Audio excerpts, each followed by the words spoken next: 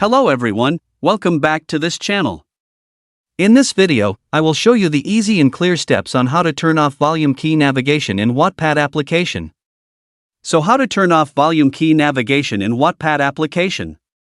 Make sure you keep watching this video until the end. Let's get started right away. Firstly, open the Wattpad app on your Android device.